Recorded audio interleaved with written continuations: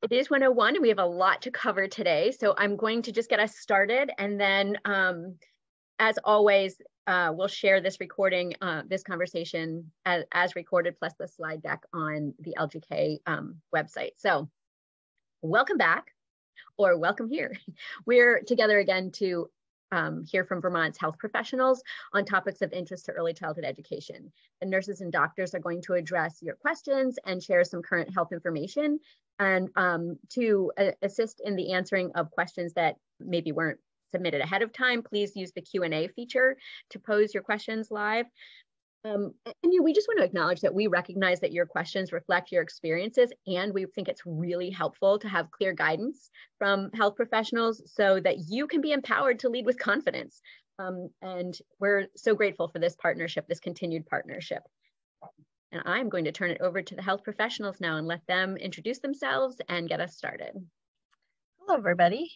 So I'm Katie Leffel. I'm a nurse with the Department of Health, and I'm just going to do a quick intro, and then as we go along, everyone can introduce themselves. I think that might be the best way. So I work with Molly McClintock. She and I are a team at the Department of Health that support the child cares from the public health perspective. And I just want to welcome everybody and say thank you for joining us today. And we all know that the winter has brought us a lot of illness. And you all, early childhood educators, have been especially hard hit. So we wanted to do this check-in and provide an update about the viral activity that we're seeing around the state, especially as it affects you and the populations you serve. And we also have some resources to review with you and our panel of experts. So, and we just also always want to take the time to thank you all for your continued support and dedication to our youngest population in Vermont, and just acknowledge that even on a personal level, we've all seen the illnesses this winter work through our households. And I think we all know as individuals the toll that it takes. So that really just only reinforces the incredible work you're doing to manage these illnesses while continuing to educate children and support families and staff. So we're very grateful to you always. And so next up, we're going to hear from Becca Bell, our pediatric provider, and then John Davey, our Department of Health epidemiologist, will also present. And Brina Holmes is also joining us, so we're so happy. And I'm sure that she'll jump in and offer lots of her expertise. And so then after the presentations from Becca and John, we're going to review the pre-submitted questions and also address any questions in the chat. All right, Becca, you want to take it? Thanks. Yeah, maybe we could pull up slides. And so I'll just say I work in the pediatric ICU at UVM Children's Hospital and am the current president of the Vermont chapter of the AAP. And I thought what I would do is I like slides and figures and graphs. And so if that helps you, I have some slides for you. If you rather just listen, that's also fine too. But what I wanted to go over as we're sort of emerging from one of the busiest respiratory viral seasons we've ever had is just to review what that looked like and where we expect things to go this winter. So I wanted to start, this is a paper from 2015. This is before the pandemic, but what this is just showing is what we all know to be true, all of us who care for young kids. And this is a study where the researchers actually swabbed noses of households. So like everyone in the house, kids and adults. And that top graph that I outlined in red is showing for those people under the age of 5. So these are the kids that you care for.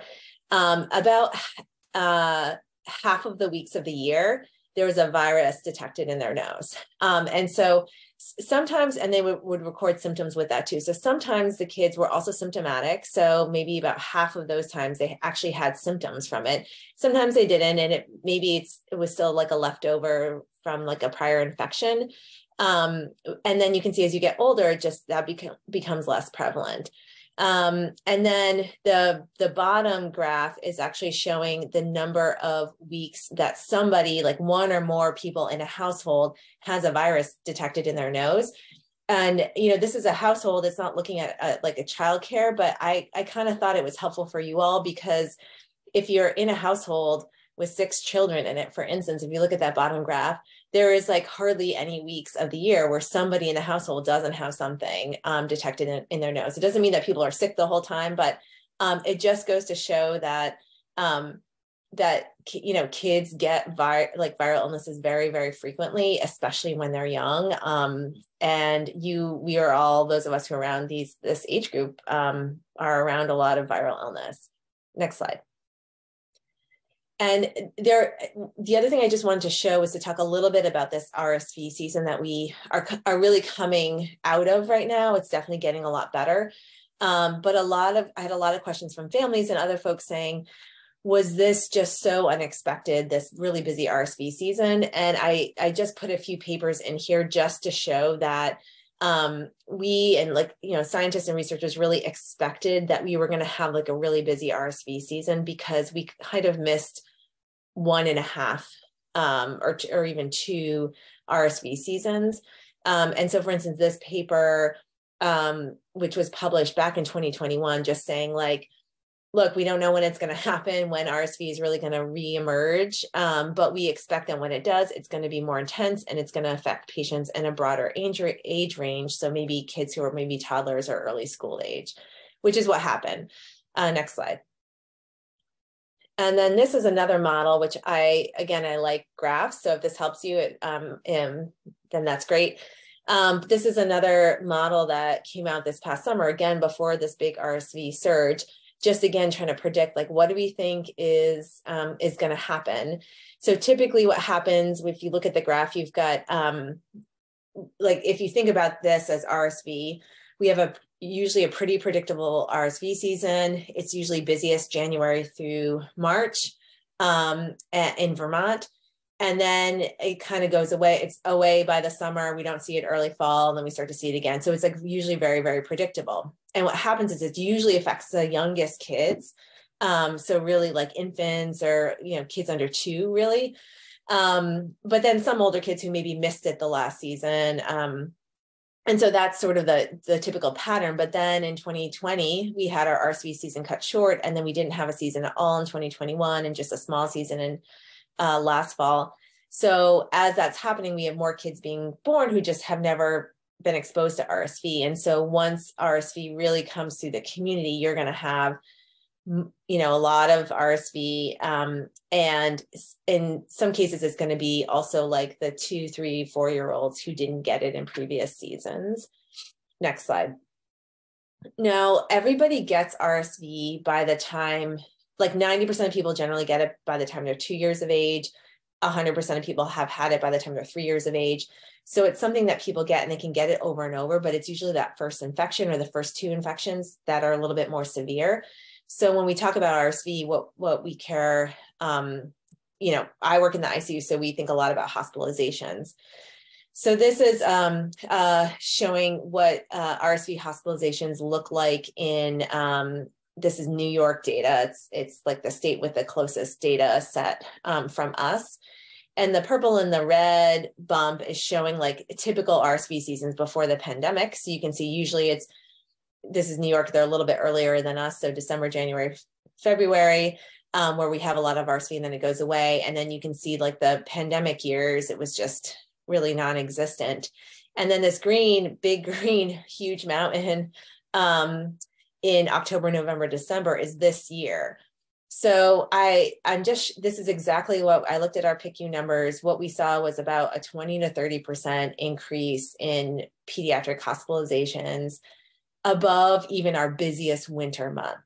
And so I just want to take a moment to say, like, this fall, especially November, December, like, it was so busy. There was so much RSV going around, and it is your population that you care for. So this was a very tough time. It was tough in the hospital. It was tough for the clinics.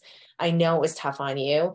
But if you look at that graph, the cases of RSV hospitalization are going down, and that's absolutely true in Vermont. There's still some RSV around, but you can see if you look at where the line is, it's still, we're still at a point where we're kind of in RSV season, but we've definitely gone over the hump. And so I do want everyone to reflect on, like, this was a tough time for all of you, because RSV does make those youngest kids sick. But we're definitely on the other side. So what I expect is, typically it's a busy 12 weeks of RSV season, and we had it. We're ending it now. So I don't expect us to have a really busy like RSV season in March. Like we sort of just had it. And then I don't know when it will come again, if it's going to happen in the fall again or winter next year. But I suspect we're going to start to see the more typical RSV pattern emerge going forward. Next slide. And then this is flu. So flu this year is this red line, and you can see just generally that this is I should say national flu hospitalizations. So it gives you a sense of what things look like nationally. We're a little bit behind, like the southern states already had their flu season. So there's still a bunch of flu around, but we definitely have peaked in Vermont as well. And really what we saw was a typical flu season in terms of hospitalizations. It just happened earlier. I will make a caveat to say that what we've been seeing is influenza A, and typically the pattern is you see influenza A peak, and then maybe a month later you see influenza B. And so influenza B, I haven't actually, health department folks might know a little bit better than me, but I haven't actually seen flu B yet clinically. So that is all to say we will probably see a little bit of a flu B bump in the next month. And so I would tell your families, if their child hasn't been vaccinated for the flu, they should still do it. I think it's still worth doing. Next slide. And this is just a reminder that kids can get their flu shot, at their pediatrician's office, their family medicine office. Kids 3 and up can get it at pharmacies. And then these walk-in clinics that the state has, which will be shutting down at the end of the month, they do vaccinate kids 6 months and above. So everyone 6 months and above should get their flu shot. And you can go to you can direct families to the walk-in clinic site if they want to take advantage of those before they close. Next slide. So what about COVID? I like to look, one helpful thing about being in Vermont sometimes is that we can look to other states that see things before we do. So Massachusetts tends to be a few weeks ahead of us with a lot of these infectious diseases. And so I like to look at their like wastewater data, which is a little bit more helpful than trying to look at case counts because of people aren't testing as much anymore. We're not able to track it. So wastewater data is helpful. So this is wastewater data in Massachusetts for like the entire pandemic. And you can see the smaller bumps like in the early on and then the winter of 2020 to 2021. And then that huge spike a year ago, remember that? January of 2022 when BA1, when Omicron came. And then those further bumps are sort of like BA2 and then BA4-5 in the early fall. And then there's a new Omicron subvariant, which is that most recent peak. But in Massachusetts, it is very consistently going down. So they did have a little bit of a peak, but coming down in terms of wastewater data. In terms of pediatric kids getting sick from COVID, we really haven't seen much of kids needing to be hospitalized with COVID. So this is I like to just kind of look at, see what's happening nationally or really in our area to see where we think things are going. Next slide. So I'm here to answer questions too, but in summary, and I think, so for those of you, I'll back up and say, for those of you who have families that the kids are like, say 3 and 1 or something like, and those families have not experienced a pre-pandemic, like seasonal viral illnesses. And so when I meet those families, they're like, what is going on? My kid never got a cold. And now we just feel like in our house, it's just like constantly everyone has a cold.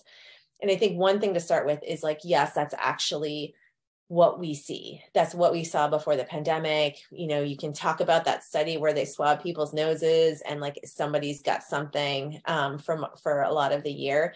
So it doesn't mean that there's anything wrong with kids' immune systems.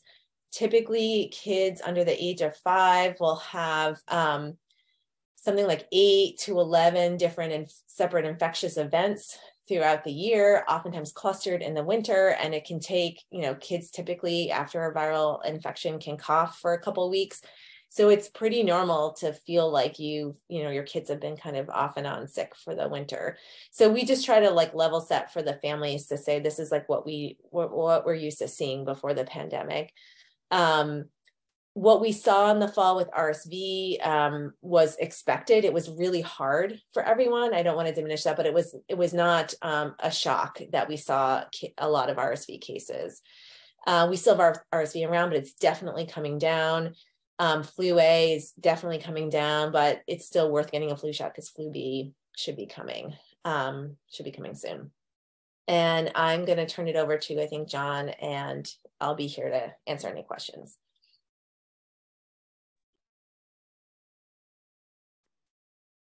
Thanks so much, Dr. Bell, for that really useful information and some of the clinical context. I'm going to go into a little bit of the epidemiology, mostly COVID and flu. Try to move quickly through the COVID and a lot of this stuff so we can get to questions.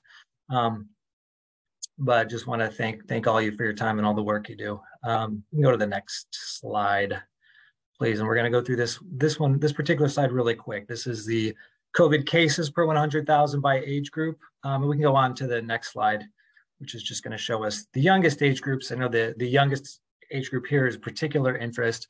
Dr. Bell noted some important caveats to the data, is, especially comparing to earlier phases in the pandemic, the sort of absolute number of this doesn't really tell us much, but it does capture all tests given in any sort of clinical setting or hospital setting. So I think the fact that we're seeing these stay low in these younger age groups for our age group here and older siblings is an encouraging sign for where we're at right now with the pandemic. Another encouraging sign on the next slide is the percent of emergency visits with COVID-like illness. This is the percent of all visits to emergency departments and participating urgent care clinics in the state of Vermont with COVID-like illness. So someone showing up with those COVID symptoms that doesn't have an influenza diagnosis. We're actually right now at for where we're at in the time of year, we're very low, much lower than we were early 2022. We're starting to get down a little lower than we were early 21 even. And we just haven't seen a big increase in this number in a while. So that's another positive indicator for the long-term direction. There still is, and when I say this, I want to caution, there still is clearly a lot of COVID out there. It's still a significant addition to the collective respiratory disease burden, but we're not seeing the sort of really large spike we were concerned we might possibly see going into this winter.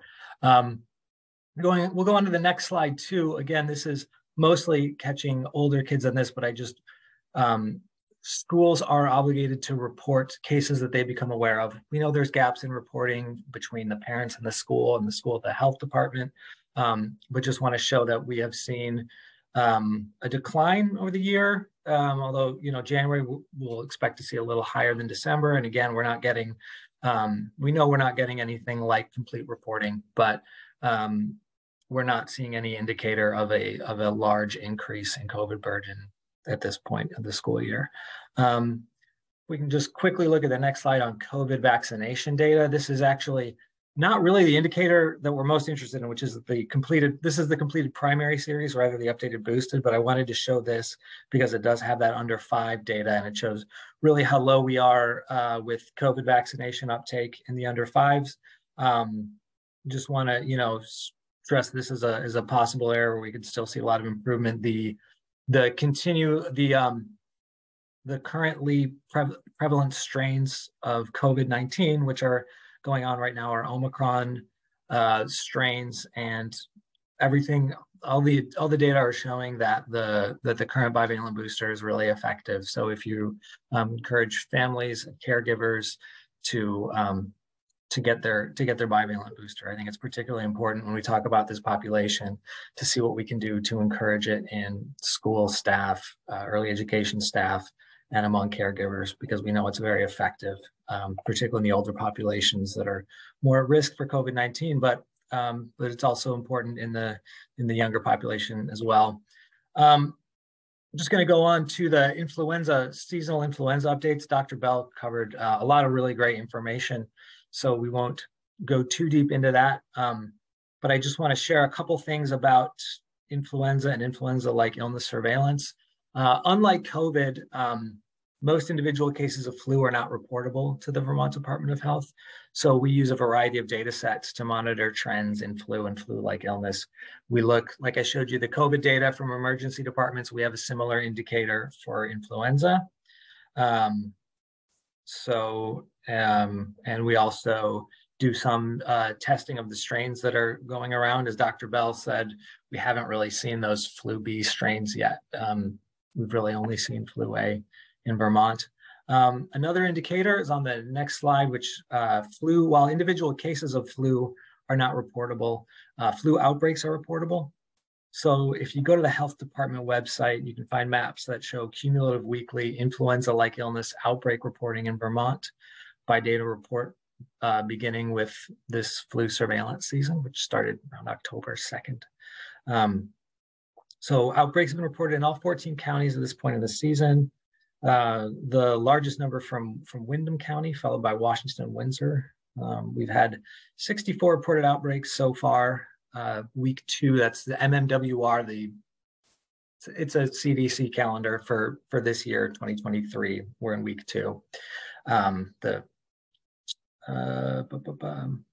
And so most have been in school settings. We've only had 3 reports from childcare. So one of our senses in the health department is that we're kind of needing to do re-education with school and childcare about what is reportable, as these sectors have undergone so much strain in the last few years. There's been a lot of turnover. There's been a lot of forgetting about the sort of pre-COVID standard reporting requirements.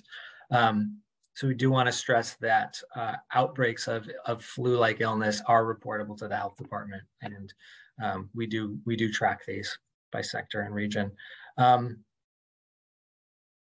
We, similar to the data I showed you for COVID-like illness in hospitals, you can move through that, the provider recruitment, next couple slides really quickly. We do, on an ongoing basis, recruit provider facilities to report flu data to us.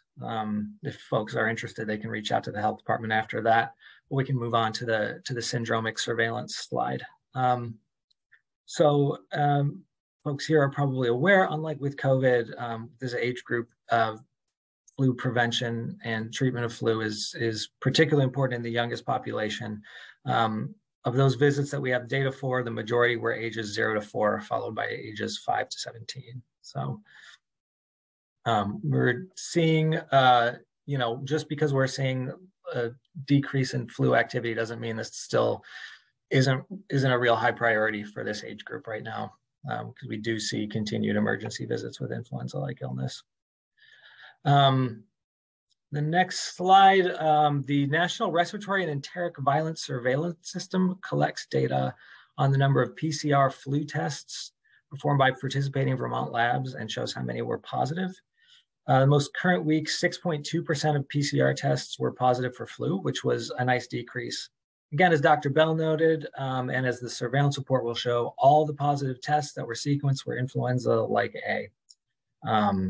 And we're down, this is a really low point compared to what we've seen in the season in terms of percent positivity.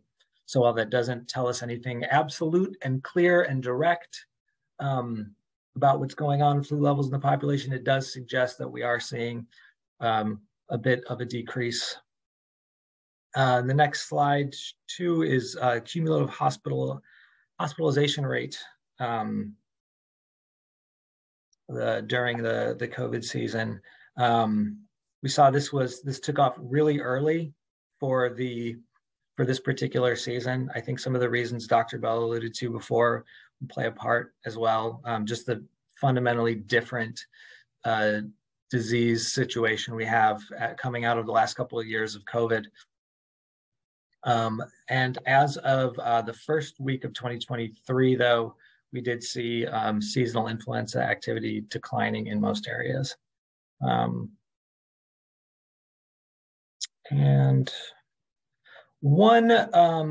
so, as we alluded to before, we're not only looking at counts of hospitalizations, but again, these surveillance systems are also collecting data on what subtype of flu is seen. And about 3/4 were one strain of influenza A, H3N2, and about another quarter were H1N1 of influenza A. So the great news here is that, well, there's a couple pieces of really good news here. One, we're seeing a decline in flu activity. Two, what we are seeing is strains of flu that are still really receptive to this season's influenza vaccine.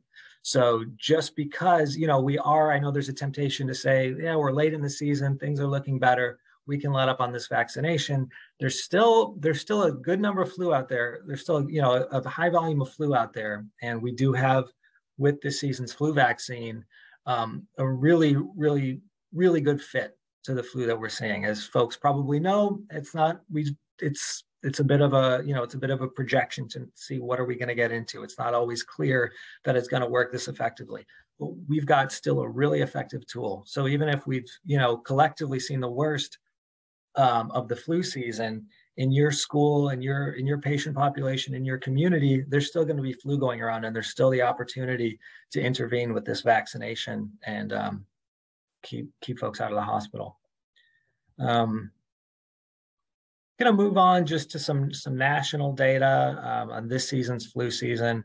CDC estimated at least 24 million illnesses, at least 1/4 to 500,000 hospitalizations, and at least 16,000 deaths from flu this season. There were 5 influenza-associated pediatric deaths reported in the most recent week, for a total of 79 this season.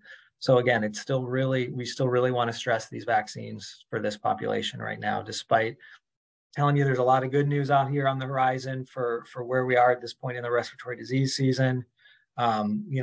We think there's a really good chance that we've, as a population, have kind of weathered the worst of it this year, but there's still a lot of work that can be done. There's still, folks are still at risk of flu and COVID right now.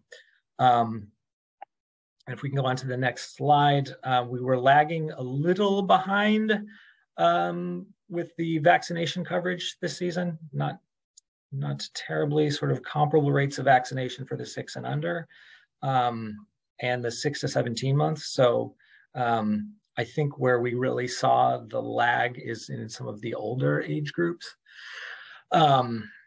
which is also concerning. But as we mentioned before, this is the viruses that are being seen right now, that are being collected and sampled, are a really good fit for this influenza vaccine. So it's still out there, and you can still take steps to avoid it and avoid severe consequences. On the next slide, CDC has a digital toolkit.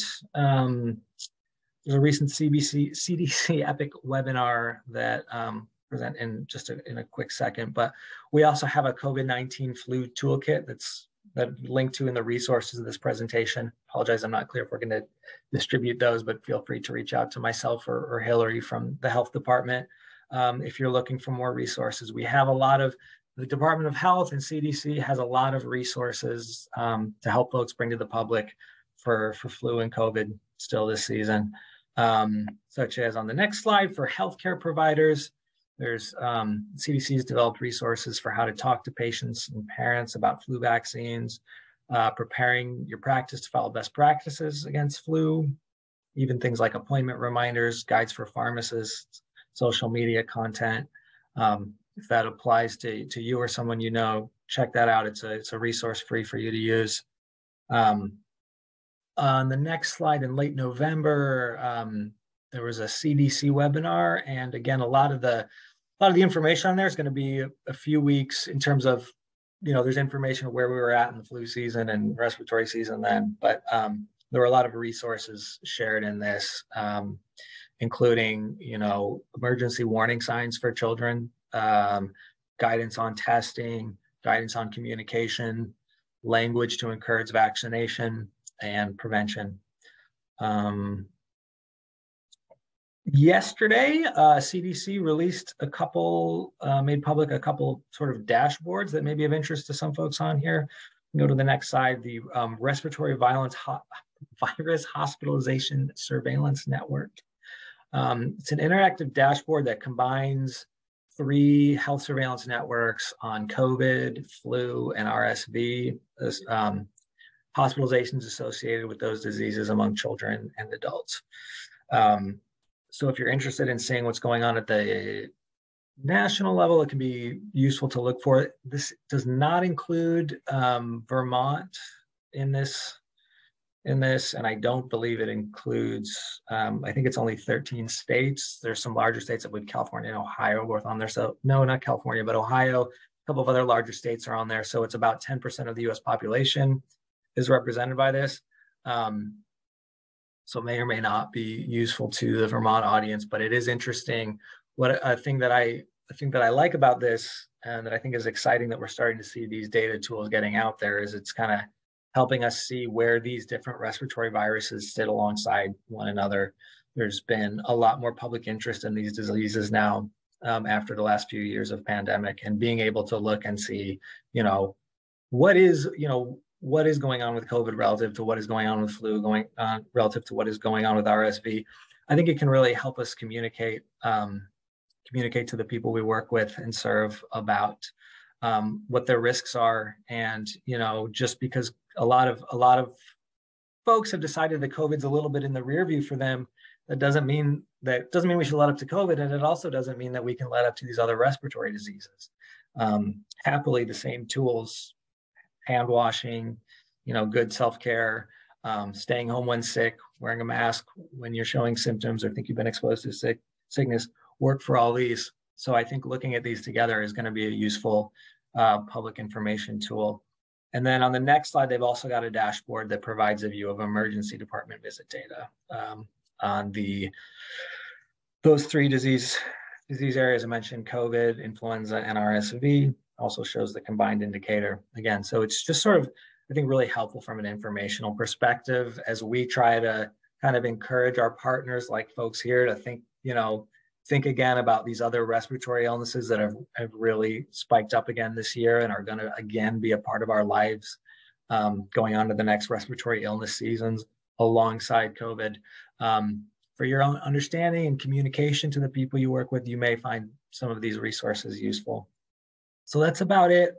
I've got a few links that I'm happy to share here, and then contact information for my colleague Hillary. I apologize. She's the flu expert. She wasn't able to make it today, so any mistakes in this information are all me. But thanks.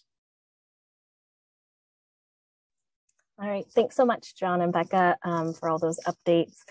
There's clearly plenty of illness circulating around, and that always leaves people with a question of what to do. And so I just put in the chat what is being shown on the slide right here. And it's a document that was created in collaboration with the people who are here presenting today. And it's brief recommendations on respiratory illnesses.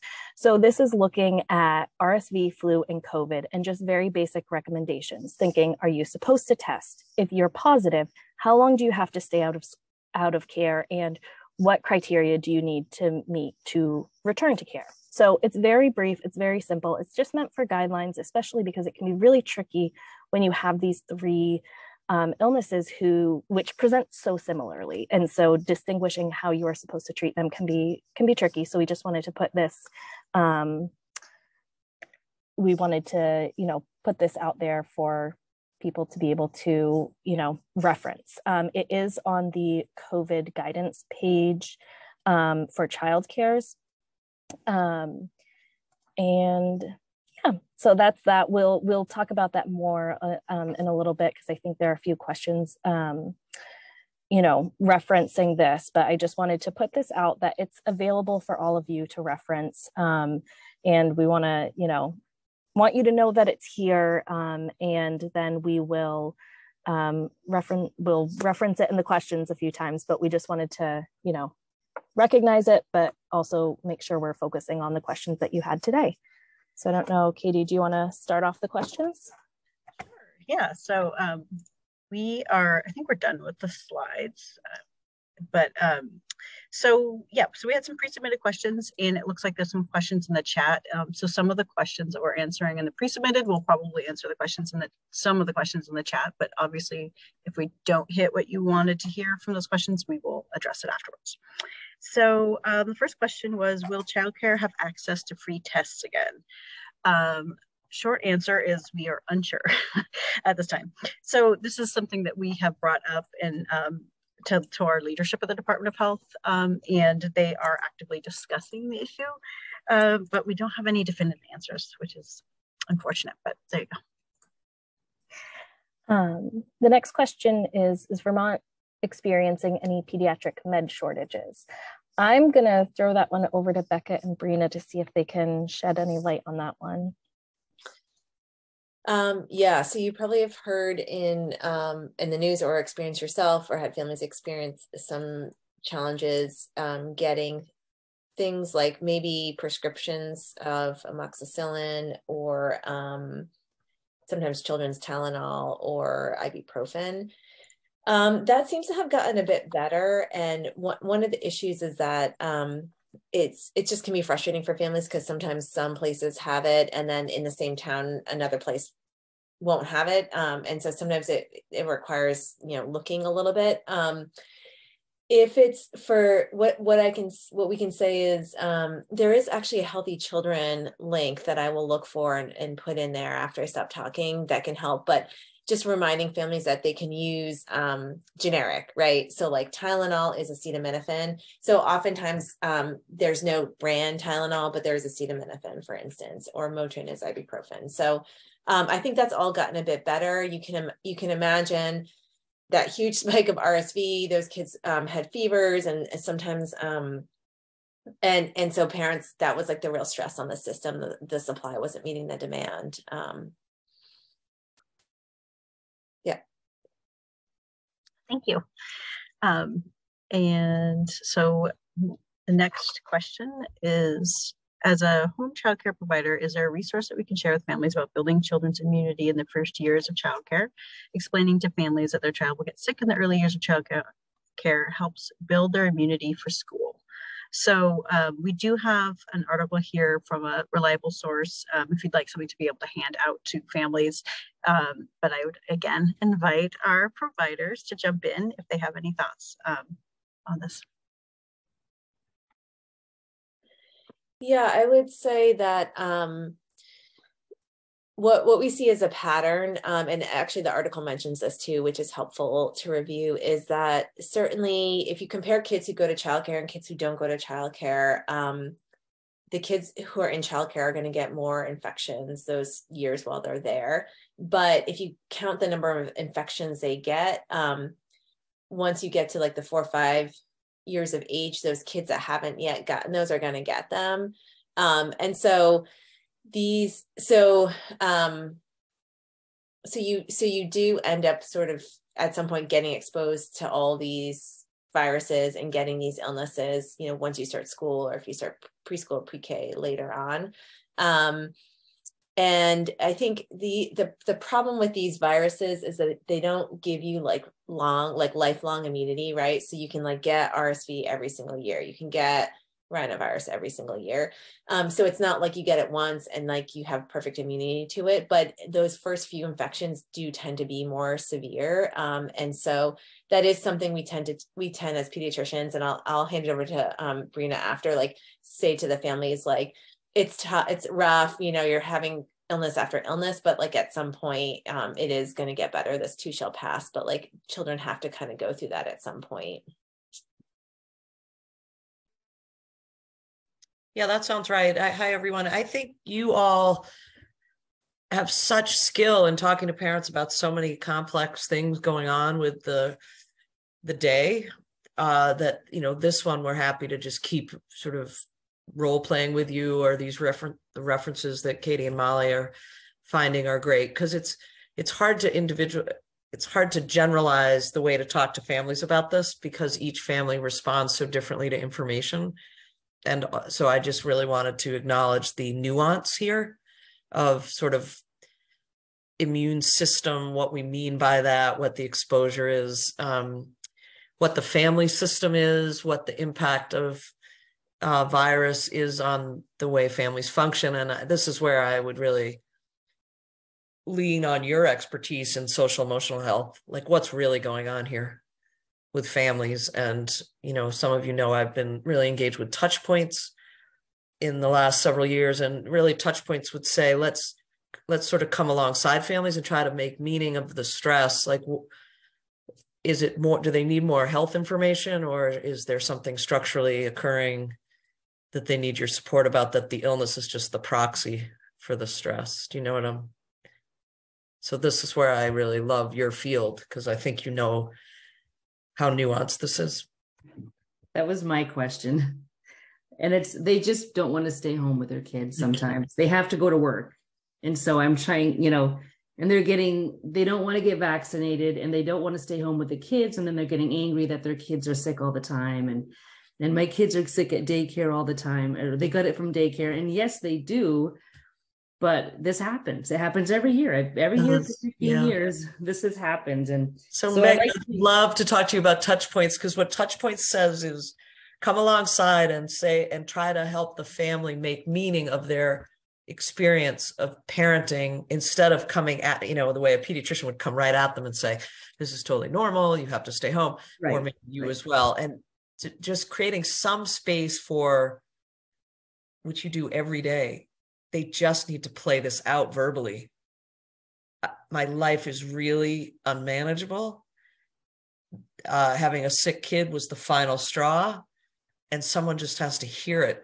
But you're obviously not going to do anything different, because you have your integrity of your program and everything you're trying. But it is such a space of slowing down just for 2 seconds to just let the person be disrupted. Because child development is just constant zigzag. And then you throw an illness on top every week. Becca's data was pretty compelling if you think about the way we're living our lives. Whew, that's a lot of virus. Thank you. The next question that was pre-submitted, we have kind of a few variations in the chat, and it's about, the one that was submitted ahead of time is, there's a terrible and persistent cough going around our school. It lasts for weeks. Is this something we should be excluding children for? I know in the chat there was mention of a green snotty nose that had been going on for months, various coughs and colds that are going on and lasting for a long time. And I will, of course, pass it to Becca and Brina in a moment, but some things that we think about in general terms is, A, is the child well enough to participate in group care? That's going to be your first, yay or nay, they have to go home. But then also with that, are these new symptoms, or are they, if it's a brand new snotty nose cough, that's one thing. If it's something that's been going on for months and months, and it's just kind of there, it's not a new symptom, it's just a lingering symptom, that's also a different thing, where it might be okay for them to be around. And are they feeling better? Is it one symptom that just won't go away, or is it that they're just really feeling bad and they still have the symptoms? These are all things that unfortunately make it so that I can't give you a clear, easy answer, but things that need to be taken into consideration. Becca or Brina? Yeah, I tell families after, for instance, an RSV infection, kids on average cough for 2 to 3 weeks. That's a long time. And we see that with other viruses too. So I would say, I think there's two things to think about with the cough. One is, if it's brand new, so we know, just like COVID, everything else, it's like those first few days of the illness is when you're most infectious. And so things like fever are a sign that you're like working on your infection. When they're run down, they're not feeling well, they can't participate in school, they're kind of hopefully self-removing from the situation and are less likely to be infectious. So one is about being infectious. That persistent cough, it should not be infectious. But the second piece is just like, is this okay for this patient, for this kid? And it's, again, normal for kids who have totally normal lungs to cough for many weeks. But what I would say is that we do see kids at this age, in your age group, who start showing signs of asthma. And that might be something that, kids are so active with you. So if what you're noticing is a kid who is, after they're running around, they like are having a trouble breathing, they have to stop what they're doing. If you're noticing patterns like that, so not the kid who's running around coughing, but like totally active, but the kid who has to pause in their play, and you're noticing something different. I mean, that's where we as pediatricians and families can use that information. If you say, I'm noticing a pattern where, she is stopping play and she's coughing and sitting down and she's not playing as much. And maybe you want to think about talking to the pediatrician about that, because we are seeing some, we are diagnosing asthma this season. So that's another piece where your observation and knowing the child can be helpful. I don't think they need to be sent home for that, but that might be something you bring up to the family. And then I saw I'll just answer it now if that's okay. There's about the green snotty nose, kind of similar thing. I mean, same thing as like you can cough for weeks, you can have a runny nose for weeks. I do agree that the color of the snot isn't really indicative of much, like whether or not it's infectious. It doesn't really give us much information.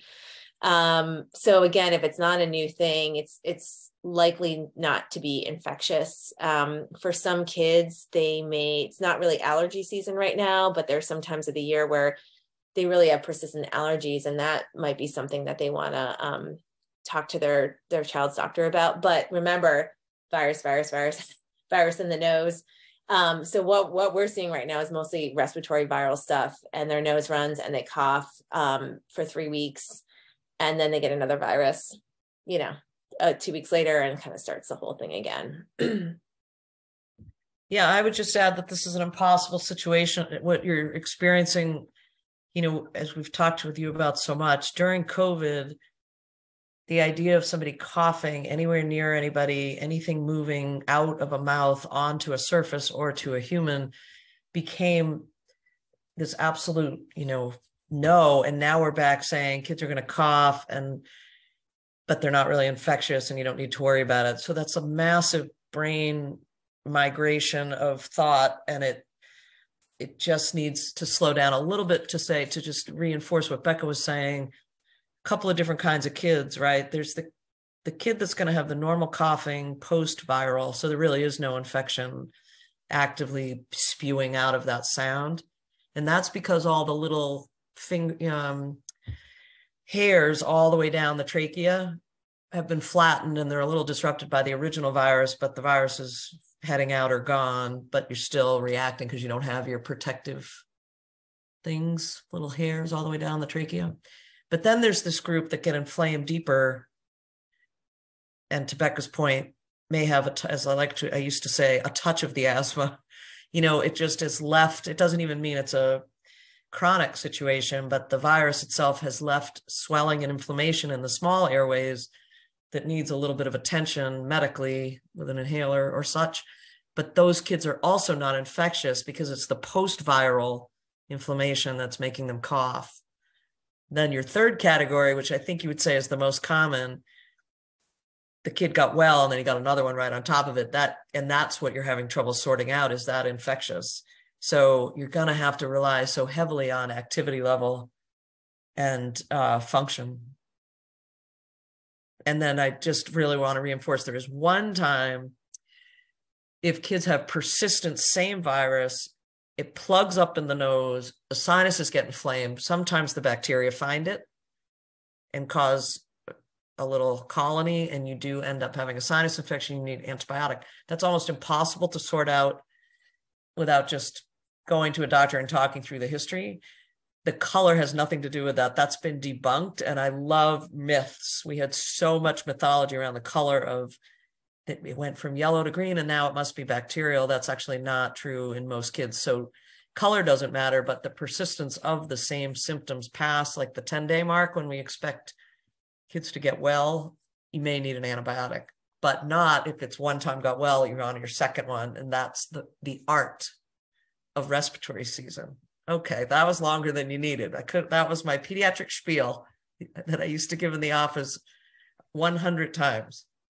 Well, thank you so much. And I think both of your responses really underscores how difficult it is, and, the difficulty that these early childhood educators have when they're sitting and seeing a child all day long and they're like, what is going on? What's happening? I really loved Becca's kind of framing of it too. Like, is this child going to infect other people and as an active infection, or is this child, unable to participate and not well, needs to be home, but not because they're infectious? So those are I like those two considerations as sort of condensing it down. But on to the next question. can we have an updated return to school policy? So we did put in the chat that link to the document we had mentioned earlier. So basically it's brief recommendations for respiratory illnesses.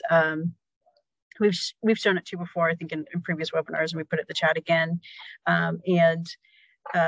You know, the basic things at this point, there is no emergency order in place. There hasn't been for quite a long time. So we're happy to remind people of public health recommendations and sort of best practice, but we don't have the prescriptive sickness policies anymore that are requiring specific actions, you know, required of early childhood educators. So it's really just our recommendations, but feel free to share this with your families. How long do children need to be out of childcare if they have the flu or COVID? What if the child is not old enough to wear a mask? When can they return? And I did see another question about when do children need to wear masks? So again, feel free to reference that, that page we showed earlier, because it will have this information on there. But if a child has the flu, they should be staying home until their symptoms improve and their fever has resolved without fever reducing medication for 24 hours. There's not a specific time period for this. It's about their symptoms. For COVID, they should be isolating for 5 days after a positive test or the onset of symptoms, whichever came first. They can end isolation after day 5 if symptoms have improved and no fever for at least 24 hours without the use of fever reducing medication. And I will share the document again in a moment.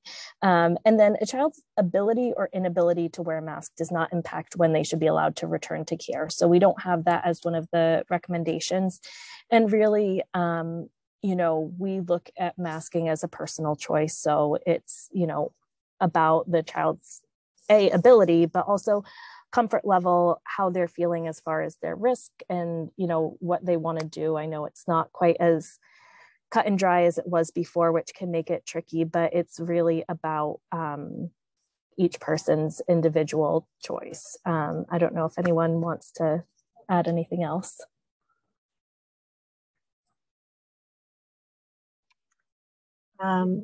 Okay, looks like everybody's jumping in, but we did have a couple questions that we haven't gotten to in the chat. I feel like one is a question about outbreaks, one is a question about vaccines and encouraging vaccines, and then one's about adult illness as well, which we sort of covered, but kind of didn't. And then there looks like there's another one. Oh, and then, so I don't know how we want to proceed, but I think with the vaccination question, John did share, I think, some resources. Maybe one of the links was about vaccinations, and we can also get some resources from our vaccine program and send those out afterwards around encouraging vaccinations. But I didn't know, John, if you wanted to address the outbreak question. Yeah, with and I'll just a quick kind of throw in with the vaccination question too. You know, I think Brina's point was really good about the sort of context and the sort of just almost impossibility of what families are dealing with. And, you know, I think when the vaccines came out, there was a hope that it was just going to yank COVID away and no one was going to get COVID and no one was going to spread COVID. And I think when that wasn't the case, I think it was easy to dismiss what they do have. And what this is really a tool that, yeah, it's going to make your kid less likely to get sick. It's also going to make them sick for less time and less sick. It's just going to make your life easier. So just kind of want to put a plug for that sort of in context benefit of vaccination. With outbreak reporting, and again, here's where it's really tricky, right? Because with COVID, we were so prescriptive for facilities of all sectors, what we wanted. For the language for influenza-like illness is increased absenteeism in association with influenza-like illness. So if you're seeing a lot of kids out sick with these symptoms and you're not getting a bunch of COVID reports, it's probably an influenza outbreak per our reporting guidance. You can always reach out to your local district office, to the health department for questions about, do I need to report this? What should I share? We really want to encourage people to reach out to their offices and kind of, yeah, communicate proactively as possible. We've got folks who want to help with, infection prevention, mitigation, help you in your facility with how to respond. So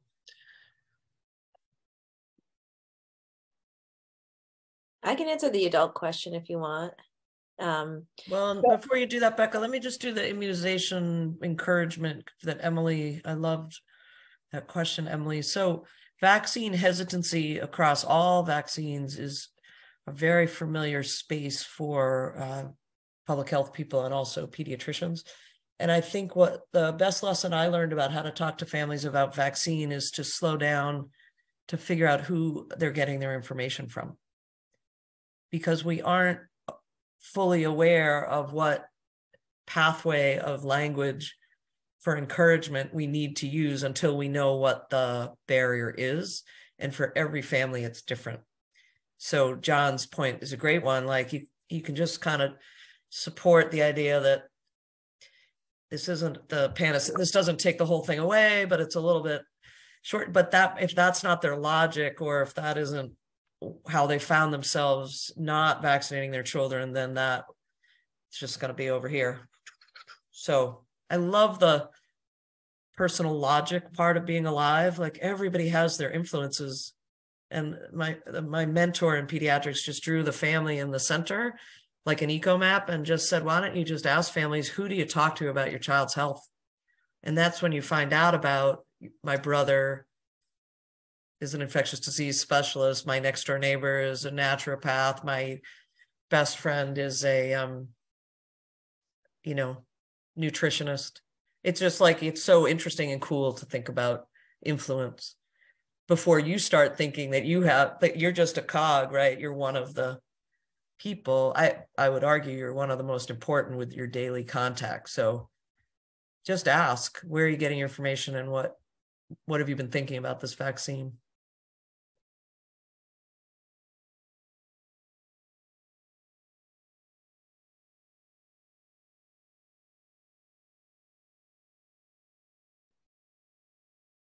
If you want, I can speak to the severity of illness quickly, just because I just want to end with a little bit of reassurance around that. So many people have been asking me this question, like, are we seeing way more severe disease? And then oftentimes the follow-up is like, is there something weird now about our bodies because we masked and didn't get sick, or because we got vaccinated or didn't get vaccinated, or because we got COVID or we didn't get COVID? And to all of that, I would say, no, what we're seeing is normal and typical pre-pandemic disease severity levels. So for the children in our hospital, the percentage of kids that needed, we can actually follow this. The person asked a good question, like, is it too muddy to follow? We do know what percentage of hospitalized kids have RSV, what percentage need a certain amount of support, what percentage need to be on a ventilator. And what we were seeing was actually the same as what we would see before the pandemic. And my adult colleagues, like in the medical ICUs, it's the same thing. So we're not saying, oh my gosh, like adults or kids are getting way more sick in a way different way, and something's different and something's wrong.